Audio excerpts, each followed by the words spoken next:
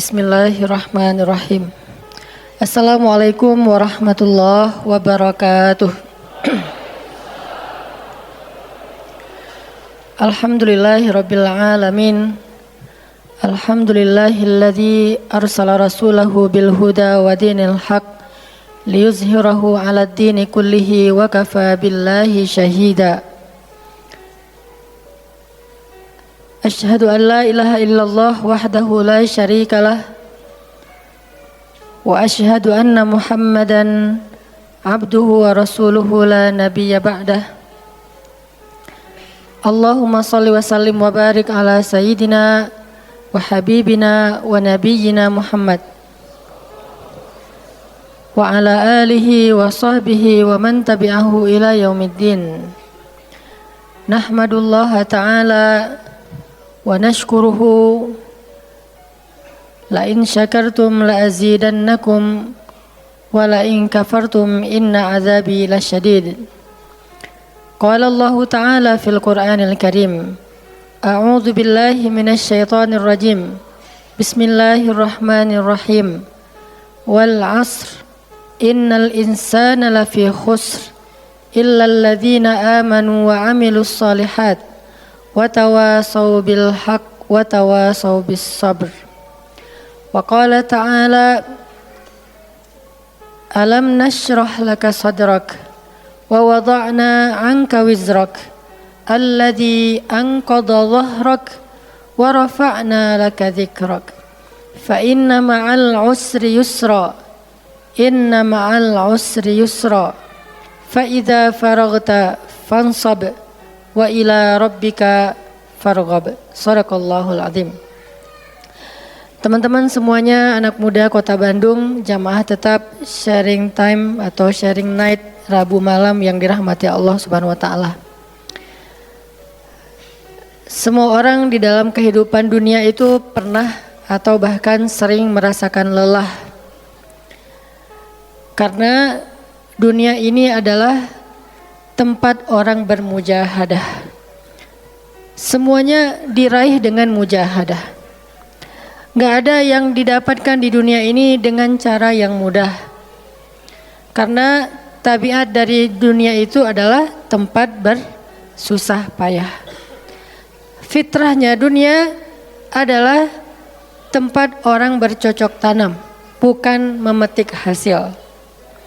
Yang namanya bercocok tanam, kalau kita melihat pada kehidupan para petani atau para pekerja di ladang, di sawah, di kebun, maka kita akan melihat akan melihat kelelahan, keletihan dan kesusah payahan yang luar biasa. Itulah tabiat dunia. Berbeda dengan tabiat di surga. Di surga itu semuanya akan didapatkan dengan cara yang mudah.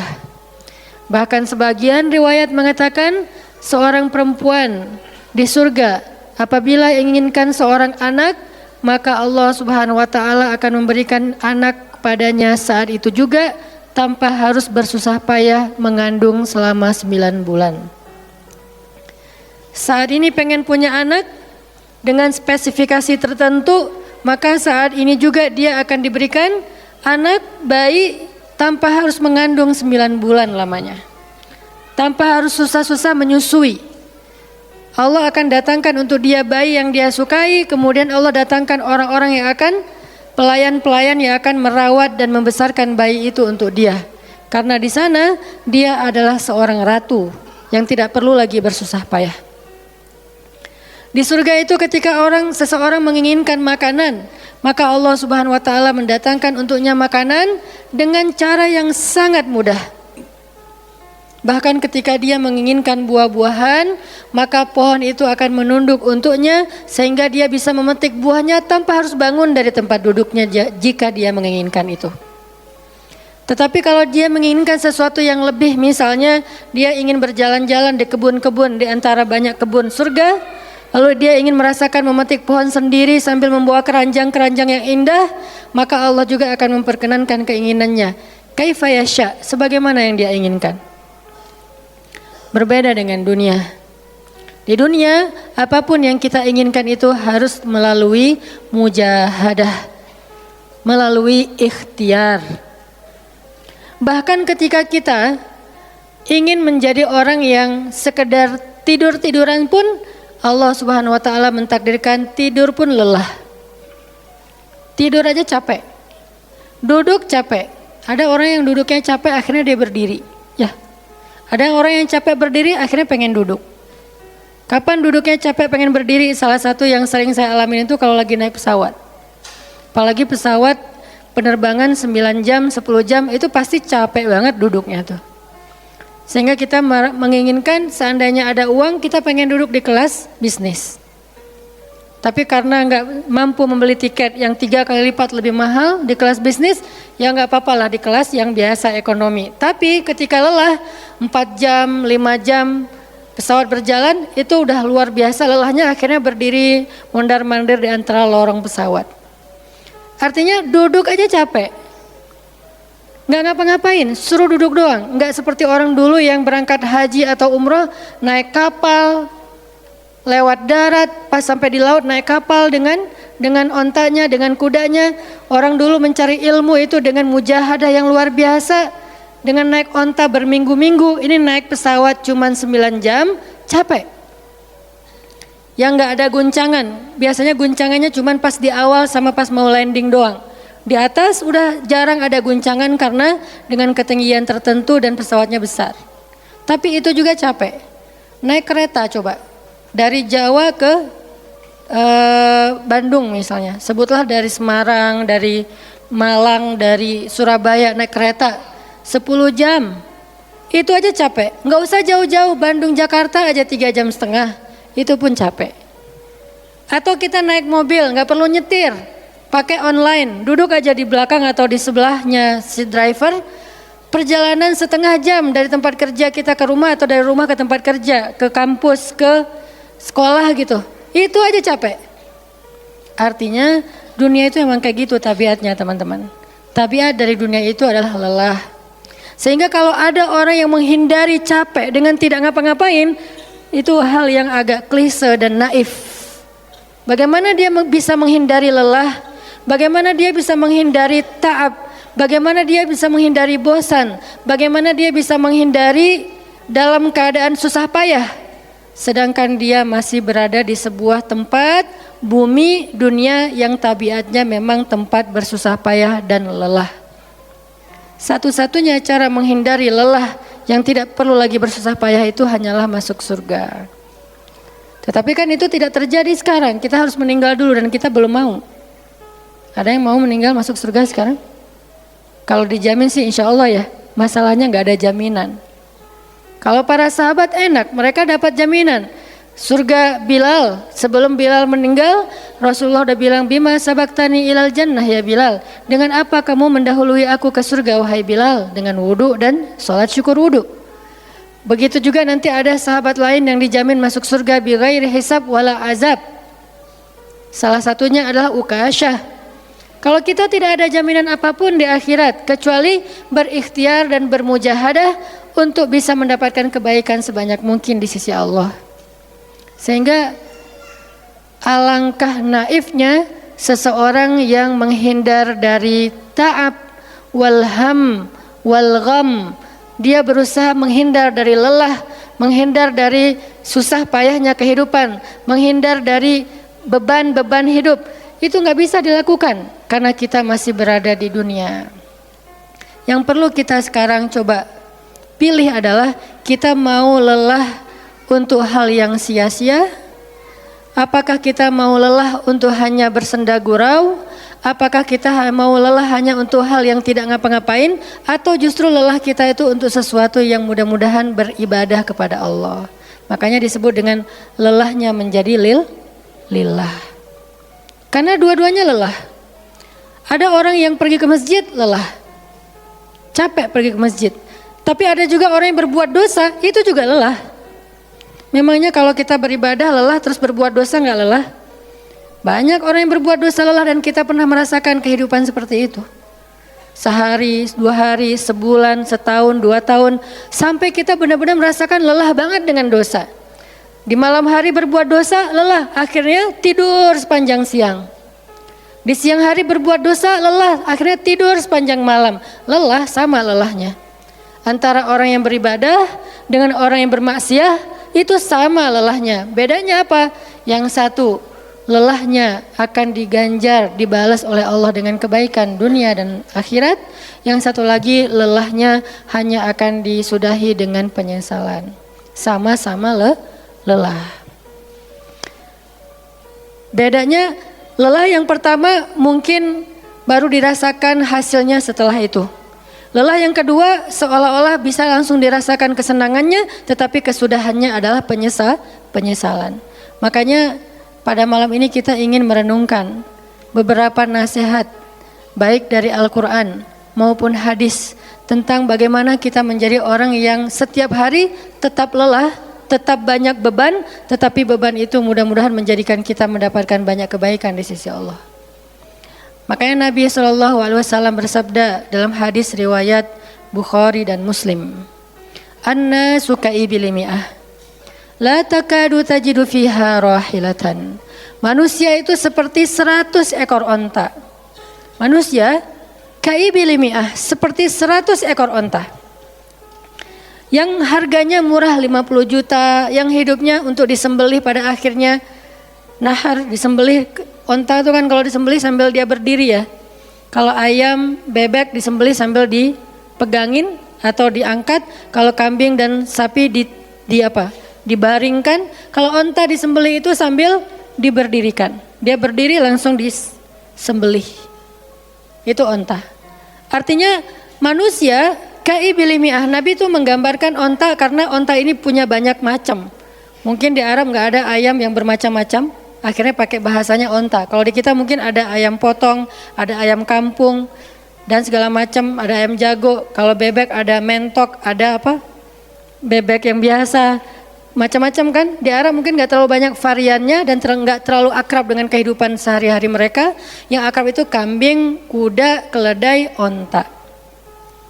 Akhirnya Nabi mengatakan annasu ka'ibili mi'ah. Nabi seolah-olah mengambil sebuah perumpamaan, dan perumpamaan ini bisa kita ganti dengan culture yang berbeda di setiap negara. Tetapi perumpamaan yang paling baik itu adalah onta. Annasu ka'ibili mi'ah. Manusia itu seperti 100 ekor onta ibil, onta potong, yang hidupnya hanya untuk disembelih oleh tuannya, kemudian dagingnya dimakan atau dijual. Kenapa bisa begitu murahnya? Cuma 50 juta, 40 juta dan berakhir dengan disembelih? Karena onta ini hidupnya tidak istimewa. Dia hidup hanya untuk makan, minum, tidur dan berkembang biak. Cuman itu misi dari kehidupan dia. Makan, minum, tidur, berkembang biak. Udah itu doang. Setiap hari kerjanya makan aja. Lihat hewan ternak ngapain? Merumput aja setiap hari. Nggak ada hewan ternak yang tiba-tiba dia lagi ngapain? Lagi sholat? Nggak ada. Hewan ternak misalnya lagi ngebantuin tetangga? Nggak ada. Hewan ternak lagi menjenguk yang sakit? Nggak ada. Hewan ternak yang lagi menyelesaikan hajat saudaranya? Hewan ternak yang lagi dengerin curhat? Nggak ada. Kenapa? Karena tugas misi kehidupan mereka itu cuma diciptakan untuk makan, minum, tidur, berkembang biak, udah. Ini namanya kalau di antara onta namanya ibil. Yang hidupnya itu sesederhana itu. Nggak ada yang rumit, nggak ada yang terlalu berlebihan. Dan an-nasu, manusia secara umum mirip dengan ibil. An-nasu ka'ibili mi'ah. Jadi kalau kita bandingkan dari 100 orang itu hampir semuanya seperti ibil. Misi hidupnya itu hanya untuk dirinya.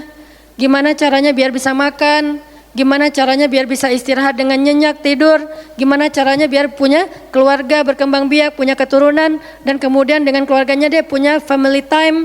Kapan liburan, makan di rumah, jalan segala macam. Cuman itu misi dari kehidupannya. Sehingga Nabi menyebut mereka yang misi kehidupannya hanya dirinya dan keluarganya, ka'ibili mi'ah, seperti 100 ekor onta.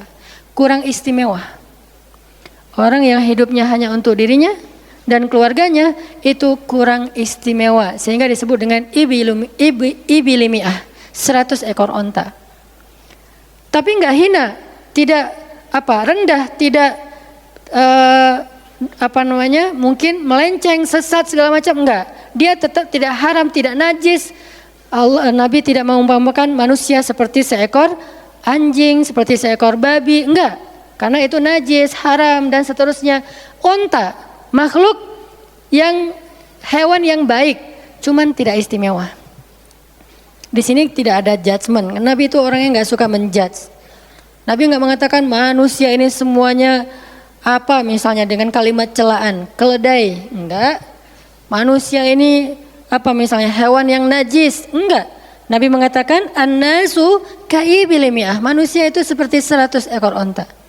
La takadu tajidu fiha rahilatan. Hampir-hampir di dalam 100 ekor onta itu kamu enggak mendapati satu pun onta yang dikenal dengan nama rahilatan. Rahilah itu dari kata rihlah. Rihlah itu udah jadi bahasa Indonesia, rihlah. Kemudian di Inggris-Inggriskan jadi traveling, trip, segala macam. Rahilah dari kata rihlah. Apa itu rahilah? Onta yang bertugas untuk membawa beban tuannya dalam perjalanan panjang, baik itu berdagang maupun berperang. Dia punya misi lain selain makan, minum, berkembang biak terus dipotong. Enggak. Misinya lebih keren. Apa? Membawa beban. Membawa beban tuannya. Itulah rahilah. Sehingga punggungnya adalah punggung yang berkah karena di atas punggung itu ditaruhkan beban terus menerus oleh tuannya. Berangkat bebannya apa, pulangnya beban apa. Karena orang dulu kalau berangkat berniaga, berdagang ke luar negeri itu tuh bukan berangkat bawa beban, pulang nggak bawa apa-apa karena udah diuangkan, enggak. Mereka barter konsep perdagangannya. Kalau berangkatnya bawa kain, pulangnya nanti bawa karpet. Berangkatnya bawa gandum, pulangnya nanti bawa sutra misalnya. Tetap aja ada beban karena mereka berangkat jual misalnya ke Syam, dari Mekah ke Damaskus. Nanti pulangnya dari Damaskus ke Mekah bawa lagi barang-barang Damaskus yang bisa dijual di Mekah. Pas berangkat bawa barang Mekah yang bisa dijual di Damaskus, pas pulang membawa barang Damaskus yang bisa dijual di Mekah. Li'ila fi Quraisy ilafihim rihlatash syita'i was-saif. Rihlah syita'i was-saif. Mereka melakukan rihlah pada musim dingin dan musim panas. Itulah ilafu Quraisy, kebiasaan orang-orang Quraisy. Ilafu Quraisy, kebiasaan tradisi orang Quraisy. Apa tradisinya? Berdagang di musim dingin dan di musim panas. Barang dagangannya beda-beda. Kalau musim dingin yang dibawa itu bahan-bahan jaket, bahan-bahan untuk menghangatkan tubuh, bahan-bahan yang kalaupun dia bawa makanan yang biasa dimakan di musim dingin yang menghangatkan tubuh. Kayak misalnya jenis bubur di Arab itu ada namanya adas. Dan itu disebutkan di dalam Al-Quran, di Al-Baqarah. Wa adasiha wa basaliha, ada adas, ada bawang. Adas itu salah satu makanan kesukaan orang Arab di musim dingin. Karena kalau makan adas kayak bubur gitu, dia badannya menjadi hangat. Jadi kayak menghangatkan tubuh gitu. Artinya syita'i was-saif, di musim dingin dan di musim panas, dua-duanya ada barang yang didagangkan. Dan itu adalah ilafu Quraisy, kebiasaan tradisi orang-orang Quraisy. Rihlah. Siapa yang akan dibawa rihlah? Apa yang akan membawa barang dagangan mereka ketika rihlah? Namanya onta rahilah. Onta yang mengangkut beban barang tuannya. Rahilatan. Sehingga onta ini adalah onta yang lebih kuat fisiknya. Onta ini onta yang lebih tangguh perjalanan walaupun mengalami badai. Onta ini onta yang lebih kuat ingatannya sehingga dia menghafal jalan yang dilaluinya. Walaupun terjadi badai dia nggak tersesat. Jarang onta rahilah tersesat. Biasanya yang tersesat itu ibil. Ibil kalau ditaruh di tengah padang pasir, terjadi badai, terus bekas jalannya ketutup dengan pasir, dia bingung. Itu ibil. Sehingga kalau kita baca cerita-cerita tentang orang yang tersesat di padang pasir, rata-rata istilahnya kalau enggak jamal ya ibil. Kalaupun ada onta rahil yang tersesat berarti badainya parah banget. Kalau ada hadis onta rohilah tersesat berarti badainya parah banget. Artinya rohilah ini ingatannya kuat. Dia kalau lewat satu jalan, setahun kemudian lewat lagi dia masih hafal. Itu rohilatan. Dalam teknologi sekarang kita nyebutnya dengan map. Ada banyak platform aplikasi map digital yang membuat kita bisa menghafal jalan. Dan diupdate terus, jalan ini sekarang macet segala macam. Rohilatan punya kemampuan membaca jalan walaupun mungkin berbeda dengan teknologi sekarang. Itu namanya rohilatan. Ini kata Nabi, la takadu tajidu fiha rohilatan. Manusia itu seperti 100 ekor onta. Dan di antara 100 ekor onta itu atau 100 orang itu, hampir kamu tidak mendapati satupun yang bernama rohilatan, yang mampu mengangkat beban lebih. Sehingga di sini Nabi SAW seolah-olah mengajarkan kita, memotivasi kita agar belajar menjadi rohilah. Manusia itu baru istimewa kalau dia menjadi rohilah, kalau dia mengangkut banyak beban, kalau dia menjadi orang yang paling banyak bermanfaat untuk orang lain. Makanya muncullah hadis, khairun nas anfa'uhum linnas, inna ahabban nasi ilallah anfa'uhum linnas. Dua riwayat hadis yang berbeda. Sebaik-baik manusia, kalau dalam analogi yang pertama, sebaik-baik onta adalah rohilatan. Bukan ibil, bukan nakoh, bukan jamal. Sebaik-baik onta rohilatan. Kenapa kok rohilatan? Karena dia yang paling bermanfaat. Soalnya dia yang paling banyak mengangkut beban. Sehingga dengan analogi tentang onta rohilah, kita menerjemahkan hadis khairun nas, sebaik-baik manusia dengan istilah khair. Arti khair itu memberi lebih, arti khair itu bermanfaat. Khairun nas anfa'uhum linnas, sebaik-baik manusia yang paling bermanfaat untuk orang lain.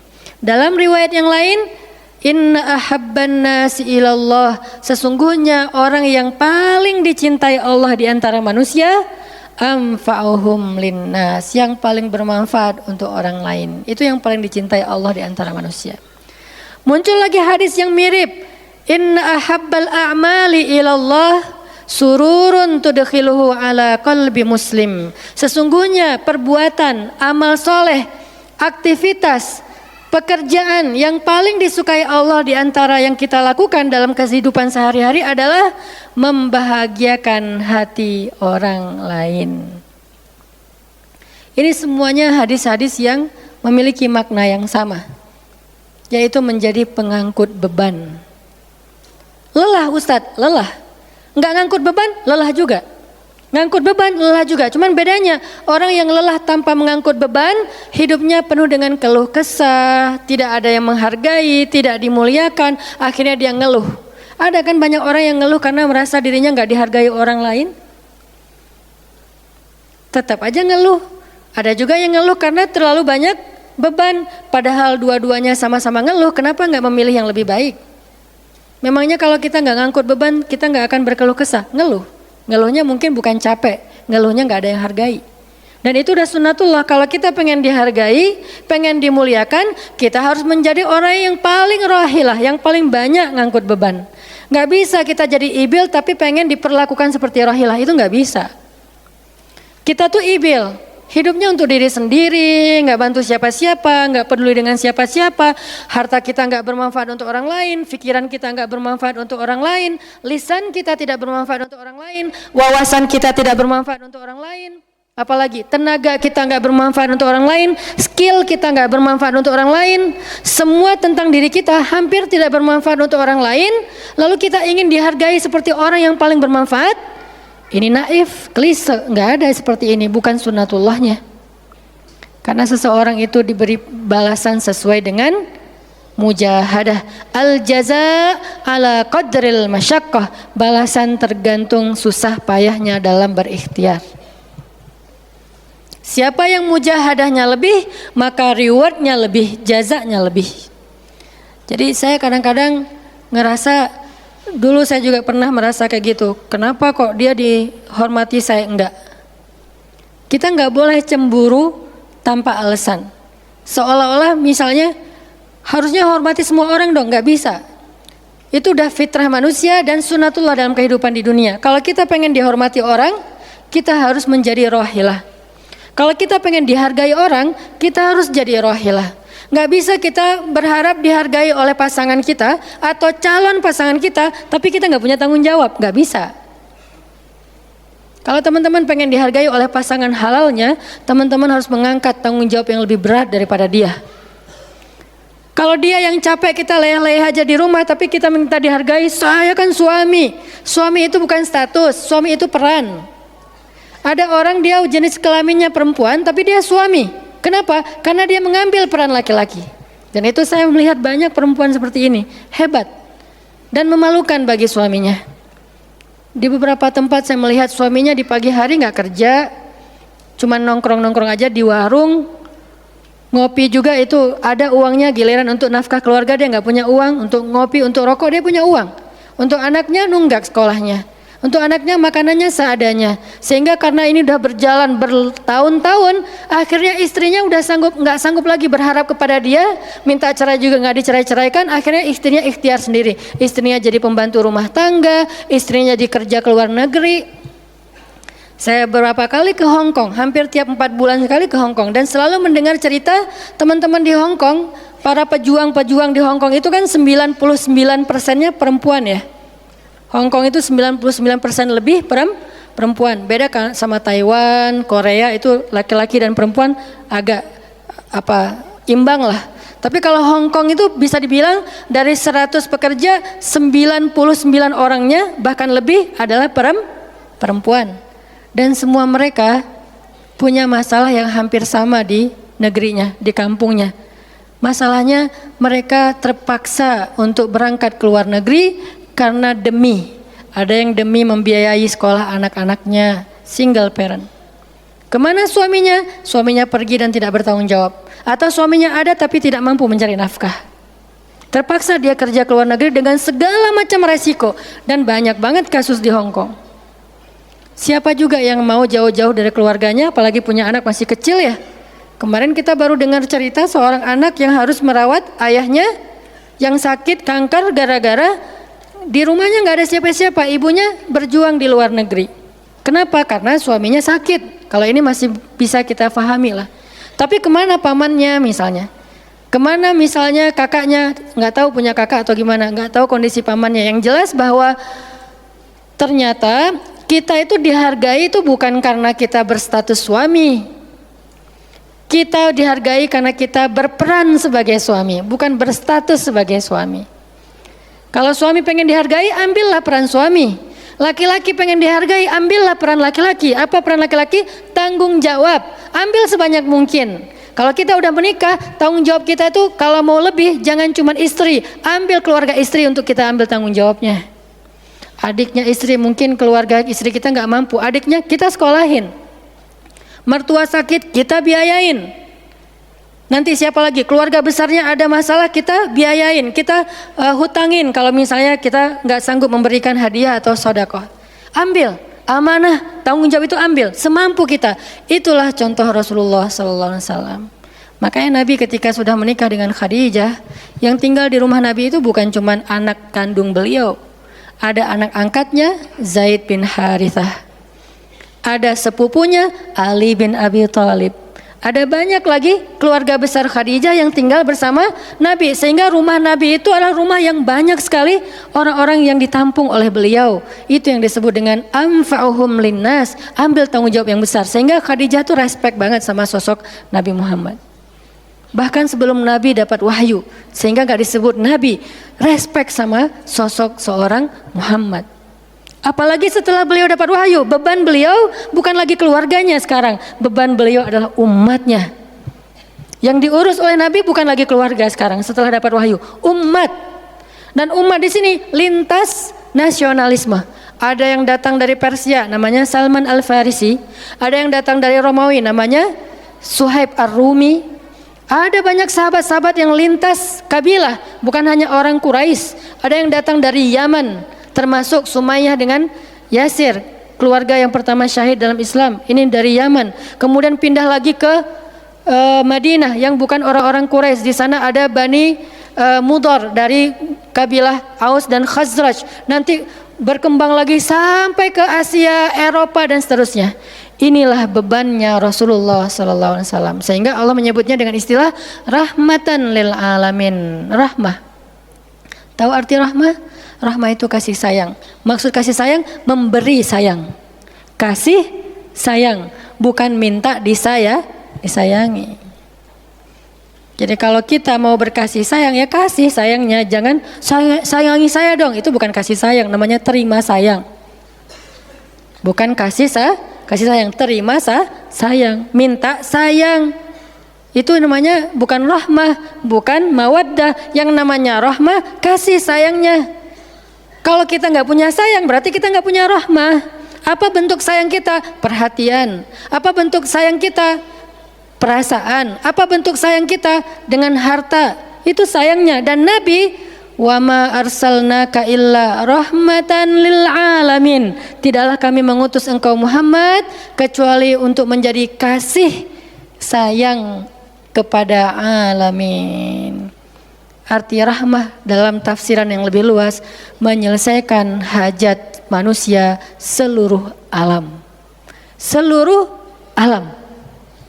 Itulah kenapa Nabi Muhammad menjadi orang yang paling mulia, karena yang diambil bebannya itu bukan satu keluarga Khadijah, bebannya itu bukan satu kota Makkah, bebannya itu bukan cuma orang Arab, alamin. Sehingga Allah mengatakan wa rafa'na laka dzikrak. Kami angkat engkau menjadi manusia yang paling mulia. Karena beban yang diambilnya paling berat. Apa beban Nabi? Apakah cuma ceramah? Enggak cuma ceramah. Kalau cuma ceramah gampang. Saya pernah menjadi penceramah dan saya pernah menjadi programmer dalam dakwah. 8 tahun saya ceramah di Bandung, gampang banget. Dan kalau mau nyaman jadi ustadz, mending saya jadi penceramah aja, gampang banget. Diundang-undang, ustadz mau dijemput? Ya jemput dong, jemput. Ya, ustadz kan dijemput, jarang kita jalan sendiri, seringnya dijemput. Dan karena dia pengen memuliakan kita, dia cari di tempat itu siapa yang punya mobil paling bagus untuk menjemput ustadz. Kalau di kampung, cari siapa yang punya mobil baru yang tahun misalnya 2018 lah, kalau nggak ada 2019. Saya punya, ya udah pinjam ya untuk jemput ustaz. Oh boleh saya senang jemput. Kalau perlu yang punya mobilnya sekaligus jadi supirnya jemput ustaz. Enak jadi penceramah. Jemput, tunggu di depan rumah, nggak langsung ketok. Kenapa? Nggak enak mau ngetok, biar ustaznya santai aja. Ustaznya keluar dibukain pintu. Terserah mau duduk di depan, duduk di tengah. Kalau ustadznya duduk di tengah, nggak ada yang di sebelahnya, kosong. Mau goler-goler, mau jungkir balik, bebas. Ustadz. Saya pernah ngalamin masa kayak gitu. 8 tahun, mudah banget. Diundang-undang, semua wajah tersenyum. Nggak ada yang cemberut, namanya juga ustadz. Selamat datang Ustadz, alhamdulillah bisa ketemu sama Ustadz, silakan. Duduk dikasih makanan yang paling baik. Dihidangkan segala macam, minuman aja 5 jenis. Sampai bingung nih mana yang mau diminum. Ustadz mau apa? Kadang-kadang beberapa teman-teman panitia yang sangat udah pro banget nanya. Ustadz itu nanya ke asisten lah atau siapa manajemen, kalau dia punya manajemen. Ustadz itu sukanya makanan apa? Disediakan makanan kesukaan Ustadz. Kalau ke Bandung Ustadz senangnya makan apa? Disediakan makanan khas Bandung kesukaannya Ustadz. Dicari dari restoran terbaik yang ada di kota itu. Ini perlakuan terhadap ustadz, nyaman banget kalau ceramah tuh. Ceramah berapa lama? Terserah ustadz. Kalau lagi mood 3 jam. Kalau enggak lagi mood 45 menit. Ustadz kok ceramahnya cuma sebentar? Saya lelah sekali. Oh enggak apa-apa ustadz, istirahat ya ustadz, sehat terus ya ustadz, doain. Pulang dianterin. Maaf dikasih amplop, transport segala macam. Kadang-kadang wah ngasihnya cukup untuk 2 bulan makan. Masya Allah enak. Kalau cuman yang disebut dengan rahmatil alamin itu cuman ceramah, itu bukan rahmatil alamin. Walaupun itu salah satu kebaikan. Tapi kemudian setelah 8 tahun saya berdakwah dengan ceramah, saya mengubah konsep dakwah saya menjadi programmer. Memprogram masjid. Al-Latif. Saya ngomong dengan Pak Iman beri saya kesempatan memprogram Al-Latif. Bikin gerakan, bikin dakwah. Bukan masjid yang memprogram, kemudian ustadz mengisi. Itu salah.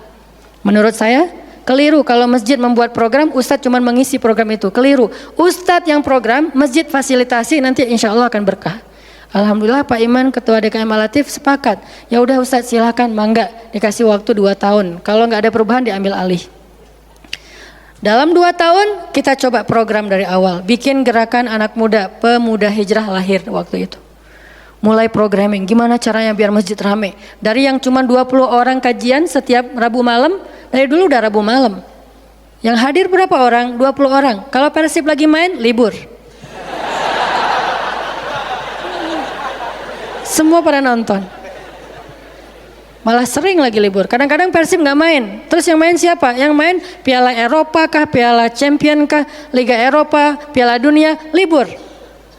Akhirnya berkembang pelan-pelan jadi setengah masjid, satu masjid, membludak keluar masjid sampai ke Jalan Cendana. Akhirnya pindahlah ke masjid ini. Kenapa? Karena udah nggak nampung, nggak enak juga dengan tetangga karena parkirnya kemana-mana. Kan kita pindah ke sini karena Al-Latif nggak nampung. Nah, ketika dakwah berubah menjadi programmer, bebannya beda. Udah nggak kayak dulu, enggak, beda. Pergi taklim, pergi sendiri. Bahkan berkorban dengan harta sendiri, bareng-bareng dengan teman-teman. Semuanya lelah, kita meeting sampai tengah malam. Emangnya gampang membuat tren hijrah? Nggak mudah teman-teman. Kita harus meeting, mikirin. Sekarang tambah lagi beban yang lain, Barisan Bangun Negeri. Para ustadz berkumpul, bikin gerakan bersama. Kita bikin Barisan Bangun Negeri, dikasih amanah untuk jadi amirnya, mikirin apa yang harus kita lakukan. Program pertama saya bilang less waste, isu lingkungan. Kenapa? Kita pengen jadiin masjid sebagai 911. Tapi pelan-pelan, nggak bisa langsung. 911 ini nanti kalau ada masalah di masyarakat, tetangga masjid yang ditelepon masjid. Anak saya sakit, telepon masjid. Ada yang meninggal, telepon masjid. Ada yang pingsan, telepon masjid. Ada yang baru diputusin, telepon masjid. Sampah ini udah darurat. Bandung ini hanya batas deadline penanganan sampah kita kalau kata Pemkot itu sampai 2023. Kalau kita nggak punya alternatif, ini akan jadi masalah besar. Jakarta, saya kemarin ke Jakarta sampai 2022, lebih cepat sedikit daripada Bandung. Artinya mereka hanya bisa menampung sampah sampai 2022. Sisanya kalau nggak ada solusi alternatif, maka akan terjadi masalah besar, tumpuk sampah di depan rumah masing-masing selama nggak usah sebulan, seminggu aja gimana rasanya? Nggak ada yang ngambil sampah di depan rumah kita, seminggu aja. Petugas sampah nggak ngambil sampah di depan kos-kosan, di depan rumah. Sehari telat aja itu udah nggak enak, apalagi seminggu, sebulan, setahun, jadi gimana? 2022, kota-kota besar rata-rata terancam dengan bom waktunya sampah. Kita angkat less waste supaya masjid menjadi salah satu media komunikasi antara Pemprov, Pemkot, pemerintah kepada publik. Kenapa? Soalnya trust publik kepada masjid itu bagus. RT RW bikin program pungut sampah edukasi dan campaign tentang sampah, yang datang sedikit. Kalau RT RW bikin program, hari Minggu yuk kita bikin gerakan pungut sampah, sedikit yang datang. Tapi masjid bikin taklim, yang datang ribuan, apalagi 2-3 tahun terakhir, alhamdulillah luar biasa. Sehingga masjid punya potensi untuk mengkomunikasikan masalah ini kepada publik. Saya ajaklah teman-teman, yuk kita bikin isu sampah dimulai dari masjid. Jalan 2, Bandung, Bintaro udah jalan. Next mau kita jalankan di Jogja, di Malang, dan di Pontianak. Seluruh masjid di Indonesia.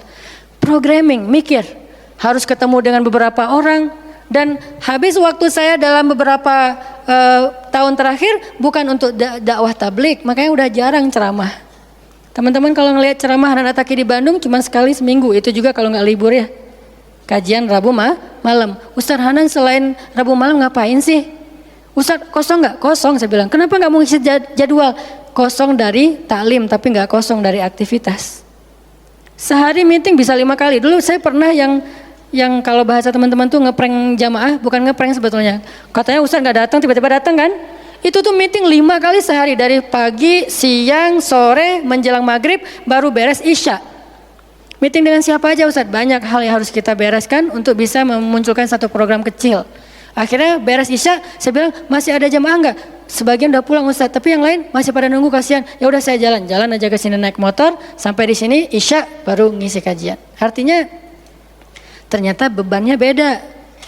Tapi rohilatan itu yang disebut dengan dakwahnya Nabi. Saya baru mengambil sebagian kecil dari banyak varian dari dan instrumen dakwah Nabi, itu cuma sebagian kecil, memprogram baru masjid. Nabi itu alamin loh. Gimana mengubah kota Mekah yang dulunya kemusyrikan merajalela, perzinahan merajalela, kemudian anak perempuan dibunuh karena dianggap membawa sial, riba luar biasa, banyak yang dibunuh gara-gara gak mampu membayar hutang, dan perbudakan, dan banyak lagi masalah sosial. Bukan hanya masalah akidah dan ibadah. Akidah dan ibadah itu adalah inti masalahnya, kemudian merembet ke masalah sosial, biasanya kayak gitu. Kalau akidahnya melenceng, biasanya sosialnya rusak. Walaupun gak selalu kayak gitu juga sih.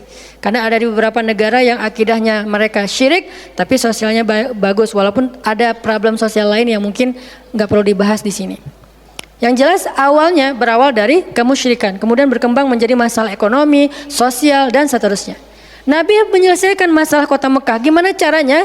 Mekah yang tadinya kota yang jahiliyah menjadi kota Islamiyah, kota yang Rabbaniyah, kota yang penuh dengan kebaikan. Madinah yang tadinya kota yang penuh dengan sampah, Yathrib berubah menjadi kota Munawwarah. Sekarang udah nyampah lagi.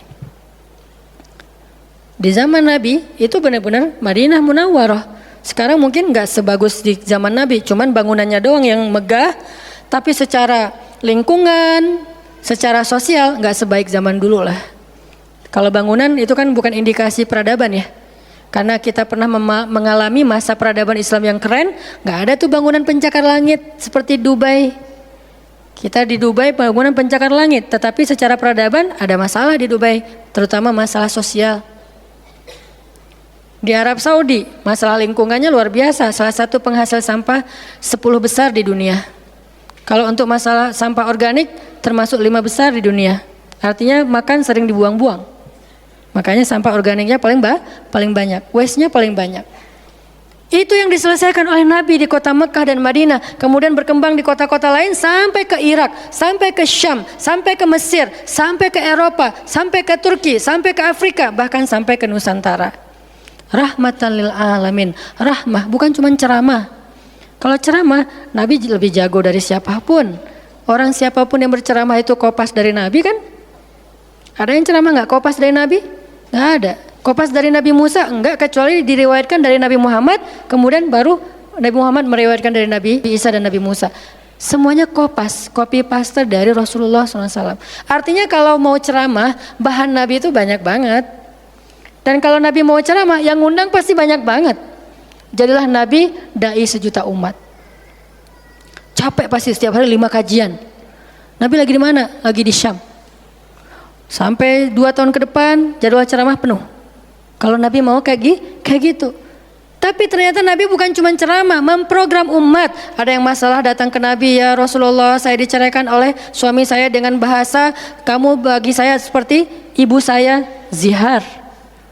Nabi bingung nih, gimana nih zihar? Kok suaminya gitu banget sih sama dia? Ya udah, berarti kamu sudah diceraikan oleh suamimu. Sabar ya, dinasihati, disabar-sabarin sama Nabi.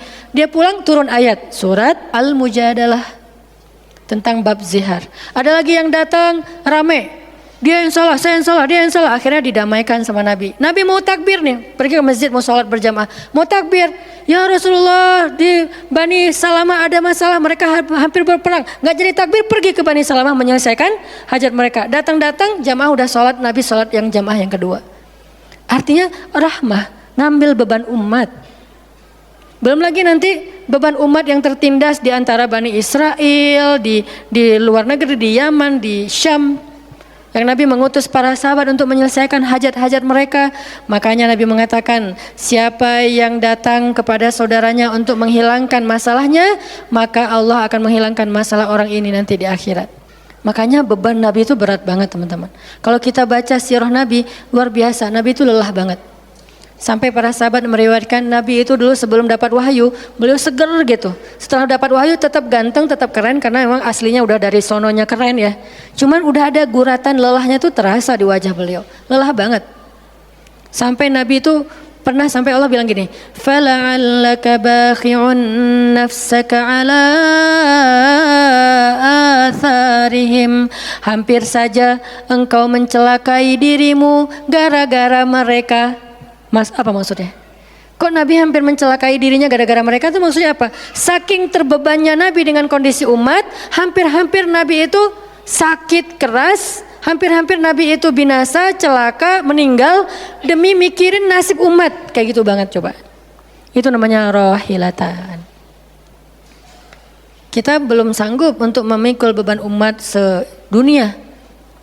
Makanya minimal kalau kita nggak ngambil beban umat sedunia dengan tangan kita, minimal dengan pikiran kita aja. Kita mikir nggak sih nasib Palestina?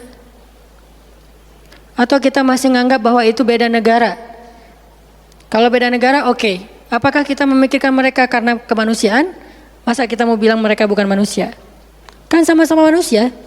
Harusnya kita merasakan apa yang dia rasakan karena kita sama-sama manusia, punya perasaan yang sama. Kalau kehilangan akan sedih, kalau melihat kezoliman juga nggak akan kuat, kalau dizolimi juga akan sakit. Kita mikir nggak tentang Palestina? Kita mikir nggak nasib Suriah? Kita mikir nggak nasib Rohingya?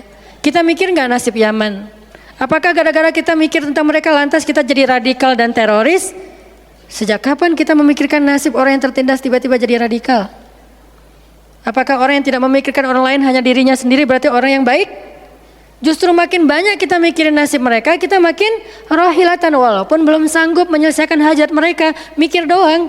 Dengan kita lihat postingan yang terakhir di Idlib, bagaimana anak bayi kehilangan kakinya gara-gara kena bom dari tentara Rusia.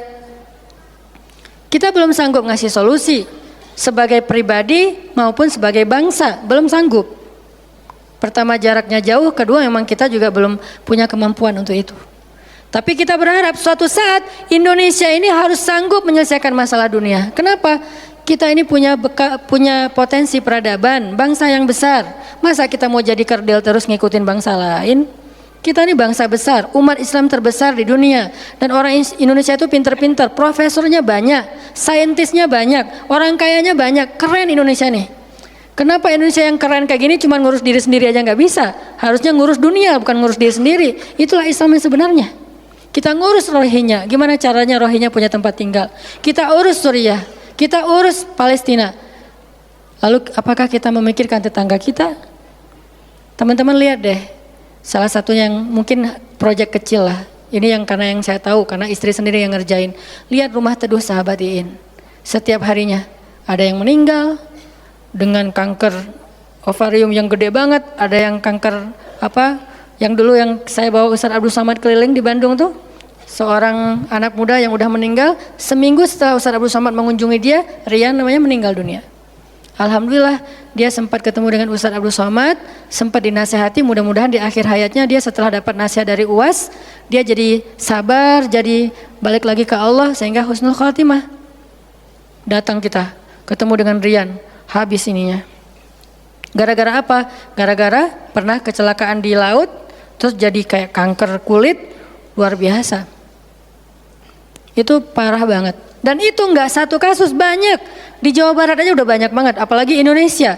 Apakah kita mau mengambil beban itu? Atau kita bahkan melihat juga nggak mau karena ngerasa nggak kuat, nggak berani. Terus kapan kita kuatnya? Kalau kita nggak kuat, namanya bukan rohilah. Yang namanya rohilah itu harus kuat, dikuat-kuatin kalaupun nggak kuat. Sudah seberat apa beban yang kita ambil selain, dan itu nggak bisa bahasanya diambil sebagian dibuang sebagian yang lain, enggak. Minimal kalau yang di dekat kita mengambil bebannya sampai menyelesaikan hajatnya dengan harta, mungkin dengan skill, dengan network, dengan minimal dengan sosial media kita repost, ya ada yang bisa bantu ini, enggak. Kalau yang di luar negeri karena kita nggak sanggup menyelesaikan, minimal dengan pikiran dan doa. Kasihan ya mereka, doain terus karena doa kita itu ngaruh. Jangan berpikir mendoakan mereka itu nggak ngaruh itu. Mempercepat datangnya pertolongan Allah. Minimal dengan doa kita Allah kuatkan hati mereka. Minimal dengan doa kita Allah kuatkan hati saudara kita di Yaman, di yang kelaparan di Syam, di Palestina, di Rohingya, di Turkistan yang masih dalam campnya orang-orang komunis. Minimal doa kita menguatkan hati mereka, kan berarti membantu. Ada orang yang ketika dapat musibah kita datang nggak bisa ngasih solusi, tapi begitu kita nasihati lalu kita doakan, itu udah membantu dia, minimal hatinya jadi lapang. Kemudian kita doakan, dia merasa diperhatikan. Bukankah itu sebuah bantuan? Dan itu rahilah. Semuanya aja yang di luar negeri kita pikirkan, apalagi yang di dalam negeri, semampu kita. Makanya nama barisan kita tuh Barisan Bangun Negeri. Kalau ditanya, apa Ustaz tujuan bikin gerakan Barisan Bangun Negeri? Ya bangun negeri. Masa masih ditanya ya? Karena masih ada yang nanya, ngapain sih tuh Ustaz-Ustaz ngumpul mau bangun negeri? Itu udah jelas dari namanya juga. Terus santrinya ngapain? Namanya Santri Bangun Negeri. Ustadznya Barisan Bangun Negeri, ada 2 nama. Para guru, saya pelan-pelan pengen ngumpulin para guru-guru yang seleting. Supaya kita barengan, ngumpulin pelan-pelan. Namanya Barisan Bangun Negeri. Nanti teman-teman yang ngikutin para guru, para santri, namanya Santri Bangun Negeri. Jadi kalau ditanya mau ngapain, mau bangun negeri. Programnya apa? Pertama, program isu lingkungan. Nanti naik lagi isu sosial, naik lagi isu healthcare, kemanusiaan, kesehatan dan seterusnya. Kan itu tugas pemerintah, kita nggak mau menyalahkan siapapun. Udah capek berdebat, tugas kita sekarang siapa yang pengen jadi rohilah. Itu yang dilakukan para guru kita sekarang teman-teman di Barisan Bangun Negeri. Mikir, kemarin saya 40 jam nggak tidur. Dari Bandung ke Jogja. Di Jogja ada acara, udah beres acara, kita ada meeting yang penting banget yang bikin saya sesak sampai sekarang. Itu ada diskusi yang saya tidak bisa sampaikan ke publik. Itu diskusi dari jam 11 malam sampai jam setengah 4 subuh. Kenapa diskusinya sampai malam Ustaz? Karena besok kita semuanya udah pada bubar, udah pada pulang masing-masing ke negerinya, sehingga nggak sempat ketemu. Ketemunya kita cuman malam Selasa. Selasa subuh pesawatnya udah mulai ada yang pesawat jam 5, jam 6, jam 7. Jadi malam itu harus kita selesaikan meeting kita. Meeting lah kita sampai jam setengah 4 subuh. Beres meeting langsung ke bandara. Saya dengan salah satu ustadz ke bandara berdua, naik flightnya pas bareng. Belum selesai tadi meetingnya, meeting lagi di pesawat. Dari Jogja ke Jakarta. Di Jakarta saya ketemu dengan beberapa teman-teman yang pengen mendukung program pesantren yang sedang kita dari setahun yang lalu ingin kita buat, tapi juga belum cukup untuk membebaskan lahan karena kita butuh 15 M membebaskan lahan. Alhamdulillah udah terkumpul sekitar 2 M, masih jauh dari target. Baru membebaskan lahan, belum membangun.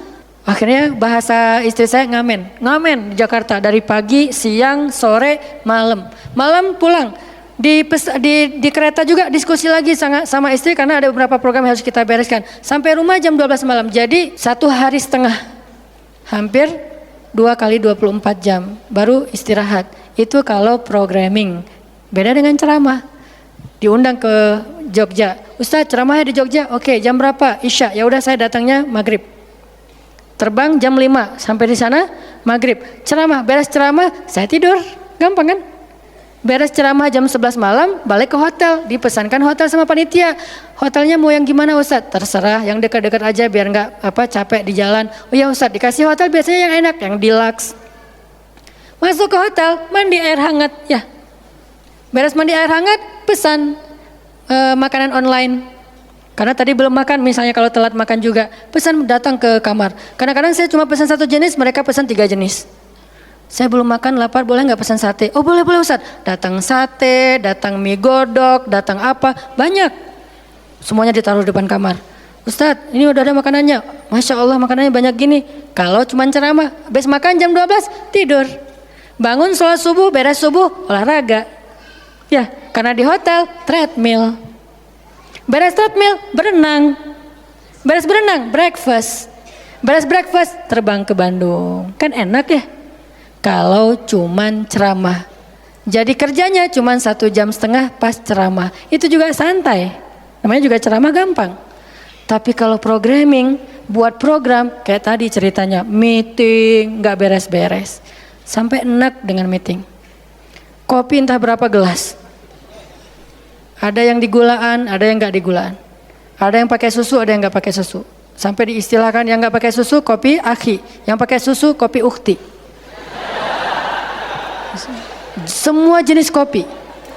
Artinya rohilatan. Ternyata memang benar kata Nabi, manusia itu seperti 100 onta, sedikit yang rohilatan. Makanya sekarang kita mau milih mau jadi rohilatan atau mau jadi 100 onta. Dimulai dari hal yang kecil. Saya ngajak teman-teman, yuk kita jadi rohilah, kita angkat beban negeri kita, beban bangsa kita. Saya pengen banget masjid itu jadi kayak rumah teduh. Sekarang yang menjalankan pasien kanker kurang mampu se-Jawa Barat salah satunya rumah teduh itu. Yang sekarang ada 15 rumah dengan sekitar 300 pasien. Yang setiap kali operasi itu 40 juta. Karena kalau pakai BPJS antrinya setahun. Sehingga harus pakai jalur normal. Dan beberapa di antara mereka belum sanggup untuk membayar cicilan BPJS sehingga nunggak nggak bisa pakai. Kita selesaikan. Harusnya itu dilakukannya oleh masjid. Kenapa? Karena potensi zakat, infak, sedekah, kenceleng masjid gede. Jangan cuma dipakai buat renov. Jangan cuma dipakai buat pengumuman hari Jumat. Kenceleng minggu ini 300 juta. 300 juta di sebelah masjid ada orang lapar. Berarti ngapain 300 juta teh? Harusnya 300 juta itu kenceleng minggu ini. Harusnya 300 juta. Tapi tinggal 10 juta. Kenapa? Beban umat diangkat semua sama masjid. Itu cita-cita kita, pengennya masjid itu menjadi, makanya ada hashtag masjid peradaban. Apa masjid peradaban? Masjid rohilah, masjid yang mengangkat beban umat, bukan cuma membuat program jihad, pengajian hari Ahad. Udah lewat lah masa kayak gitu-gitu, udah nggak keren. Ini saya tantang masjid-masjid yang ada di Indonesia, jangan hanya fokus dengan taklim. Taklim itu udah banyak dan mudah melakukannya, kurang challenging. Coba masjid mikirin masalah sekitarnya, satu masjid mikirin satu RW kalau masjidnya kecil. Kalau masjidnya masjid kecamatan, mikirin satu kecamatan. Kalau udah beres dengan kecamatannya, nggak ada lagi masalah, pergi ke kecamatan sebelah. Kolaborasi dengan masjid kecamatan sebelah, yuk selesaikan masalahnya. Bisa banget kalau masjid mau. Tapi serahkan programnya ke ustadz yang ngerti harokah, yang ngerti pergerakan.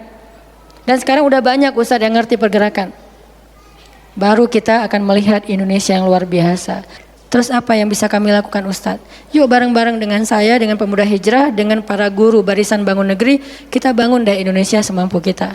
Dengan apa? Dengan skill kita masing-masing, dengan potensi kita masing-masing. Ada yang punya harta dengan hartanya, ada yang punya kemampuan skillnya dengan skillnya. Saya udah berkali-kali menjelaskan, skill itu untuk dakwah penting, bukan hanya penceramah. Nah, mau nggak nih teman-teman? Yuk kita bangun Indonesia. Sekarang kita mikirin apa yang bisa kita lakukan untuk Indonesia, masing-masing dengan potensi kita. Karena kita anak masjid, anak masjid. Karena kita banyak sering ke masjid, ya udah kita bangun Indonesia dengan cara masjid. Dan ternyata cara masjid itu bukan cuma Allahu Akbar dan Subhanallah, salam, enggak. Yang dibicarain di masjid itu bukan cuma juz-juz Al-Quran, tapi masalah umat. Karena Nabi membicarakan masalah umat itu di Masjid Nabawi. Yang kita pengen ke sana, berharap banget bisa umroh. Apakah di Masjid Nabawi itu cuma ada raudhah kemudian orang berdoa egois banget pengen masuk surga sendiri? Enggak. Di raudhah itu Nabi dengan Jibril bicara tentang umat. Gimana caranya umat ini selesai masalah mereka. Sampai ke penjuru dunia. Yang terjajah dibebaskan dari penjajahan, yang terzolimi dibebaskan dari kezoliman. Itu namanya rahilah. Saya yakin di sini banyak potensi dan skill yang keren-keren. Coba berikan skillnya untuk dakwah, dedikasikan skillnya untuk agama. Yang kalau kita dedikasikan untuk agama, insya Allah untuk bangsa dan negara udah pasti. Karena agama kita itu bukan agama ritual. Agama kita ini adalah agama kehidupan. Sehingga yang ada di dalamnya bukan cuma bab sholat, tetapi juga bab orang sakit. Dan kita tahu banyak hadis tentang itu, bab lingkungan, dan kita mulai tahu hadis-hadis tentang itu. Yuk kita dedikasikan skill kita, potensi kita, harta kita untuk agama Allah, kita angkat beban umat bareng-bareng. Karena kalau saya ngangkat sendiri, saya paling-paling ngangkat sanggupnya itu 100 kilo, itu juga udah ngos-ngosan. Tapi kalau kita ngangkat bareng-bareng, bisa bertonton beban umat kita angkat. Mudah-mudahan dari kajian mager ini, mudah-mudahan kelak kita bisa menjadi orang yang mudah bergerak, sanggup bergerak, dan geraknya bersama-sama. Barakallahu fikum, billahi taufiq wal hidayah. Allahumma inna nas'aluka ridhaka wal jannah wa na'udzubika min sakhatika wan nar. Allahumma a'inna ala dzikrika wa syukrika wa husna ibadatik. Rabbana habbib ilainal iman wa zayyinhu fi qulubina wa karrih ilainal kufra wal fusuqa wal isyan waj'alna minar rasyidin. Rabbana atina min ladunka rahmah wa hayyi' lana min amrina rasyada.